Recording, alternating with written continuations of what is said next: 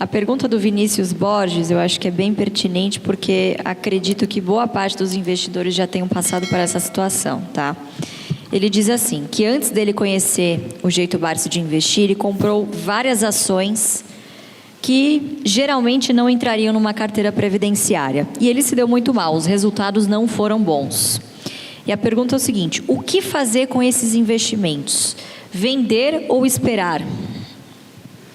Bom, o importante é não comprar aquilo que não é bom. Né? Não compre mais. Por isso que é muito importante você consultar um bom profissional. Vocês são profissionais. Eu já estou aposentado no profissionalismo. Vocês são sucessores que têm a responsabilidade muito grande de orientar toda essa população para que eles não tenham que se preocupar em vender um péssimo investimento. Agora, uma das coisas que eu gostaria de comentar é o seguinte: os novos lançamentos, que são chamados aqui IPOs, né? O termo em inglês, eles quando chegam, eles nunca chegam para proporcionar bom resultado. Raramente isso acontece. Por quê? Porque, na verdade, o que você ainda percebe é que a maioria das empresas que estão abrindo capital não ostentam a estrutura que de muitas outras empresas já velhas do mercado, já antigas do mercado, né? Então, eu acho que por exemplo, não tenho feito nenhum ultimamente, né? Raramente eu faço um aporte em alguma empresa que está abrindo capital. É muito difícil. Por quê? Porque ela vem com o preço muito superior e você não tem um negócio que para mim é muito importante, o histórico. Você não sabe se eles vão pagar dividendos, se não vão pagar, se a empresa vai dar lucro, se não vai dar lucro, um monte de coisa. Então eu acho o seguinte, eu sempre procurei, na medida do possível, ter uma carteira muito bem balanceada. E não vá pensar que eu não comprei ações das quais eu já tive que me livrar. Não porque elas fossem ruins, é porque eu comprei ações, por exemplo, comprei ações da Eletrobras, não é isso? Quando ela custava 3,80, 3 e alguma coisa. Então, o dividendo que ela dava era um dividendo compatível com a sensação que a gente tinha de receber dividendo. Hoje ela está custando 40 e poucos reais.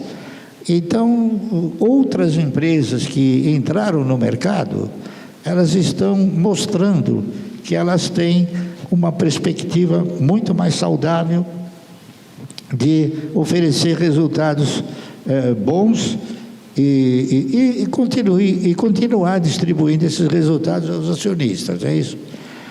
Então eu acho que uma carteira com 12 empresas é o ideal.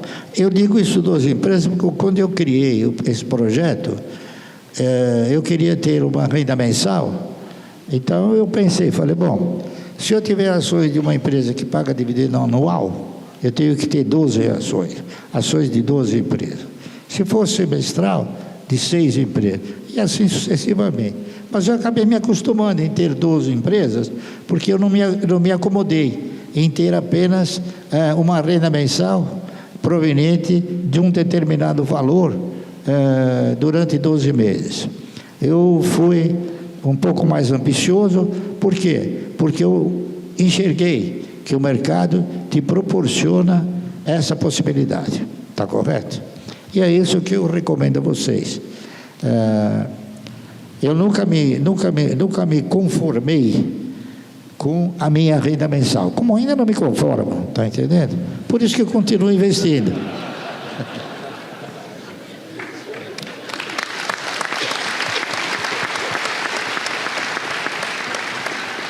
Mas, de fato, né, não existe resposta pronta e fácil para essa pergunta, né? A resposta típica de economista depende, né? Depende do quanto do capital do Vinícius ou de vocês tenham considerado que começaram errado, né? Às vezes pode ter alguma empresa ali que seja de qualidade, mas esteja passando por um momento difícil, e é essa avaliação que vocês têm que fazer. Agora, se de fato foi um erro, Luíse, eu às vezes prefiro arrancar o band-aid, porque muitas vezes você fica fazendo o preço que o senhor chama, né, o preço médio, numa empresa que você sabe que você não quer ter uma posição maior, que você não tem confiança, e às vezes tem uma coisa muito melhor que você deixa de olhar ali do lado. Pô, e essa semana a gente teve boas notícias, hein?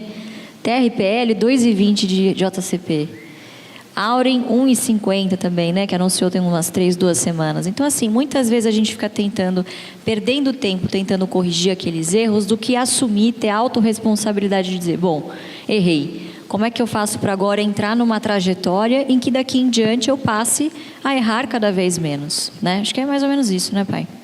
Eu acho isso. Eu já falei, já comentei sobre isso. A trajetória de você errar o menos possível é você ter um orientador, um profissional que seja um vencedor também. Não adianta você se aproximar de um cara, de um profissional que seja um perdedor nato. Você vai ser sempre uma perdedora. O importante é o seguinte: vocês, por exemplo, são profissionais vencedores, tá certo? Existem outros, muitos também, que são profissionais vencedores. Agora, tem instituições, eu não vou citar, mas existem instituições que elas estão no mercado para elas ganharem, não para vocês ganharem, entendeu? Por isso que é muito importante vocês participarem da decisão. Não é recomendável você pegar, vamos supor, você pega o teu recurso e fala, olha, faz o que você quer. Com certeza você vai perder, eu não tenho dúvida disso. Por isso que esse aprendizado que vocês estão desenvolvendo é muito importante. Agora, é muito difícil, na minha opinião, para mim, por exemplo, que tenho 50 e poucos anos de mercado, ensinar vocês tudo num programa como hoje. Então, vocês vão ter que também ir aprendendo com o mercado e desenvolvendo essa cultura e esses ensinamentos. Por isso, eu digo com todas as letras, se vocês quiserem realmente formatar uma carteira de renda mensal, é muito importante você fixar o quê? Fixar uma prioridade, porque a prioridade acaba te ensinando a você primeiro administrar os egos, depois controlar os egos, entendeu? Então, a carteira, ela não é perpétua, ela se modifica. Por exemplo, há tempos atrás, há uns 25, 30 anos atrás, comprei ações da Sabesp, R$ 3, R$ 4. Né? Hoje ela está quase 70. Ela já não proporciona a mesma condição que ela proporcionava antes. Então eu tenho que modificar, que vender essas ações, com o recurso comprar outra que no lugar possa me